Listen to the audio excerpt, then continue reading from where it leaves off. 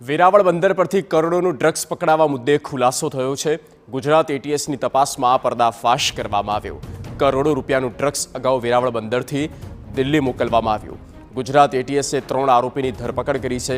September 2023માં Isha રાવે પાકિસ્તાનના mafia પાસેથી ડ્રગ્સ મંગાવ્યું હતું। વેરાવળથી સાઉથના નાગરિકને 8 થી 10 કિલો હેરોઇન મોકલ્યું હતું। વેરાવળ દરિયા કિનારે રાજસ્થાનના બિયાવર પાસે સંતાડવામાં આવ્યું હતું। બાદમાં બિયાવરથી ડ્રગ્સ દિલ્હી પહોંચાડ્યું હતું। બોર્ડ ચાલક ધર્મેન્દ્ર ગોડ નામના શખ્સે આ ડ્રગ્સને સપ્લાય કર્યું। 26 લાખ રૂપિયા આંગડિયા મારફતે મેળવ્યા હતા। મુખ્ય આરોપી ઈશા રાવ હાલ દક્ષિણ આફ્રિકામાં છે।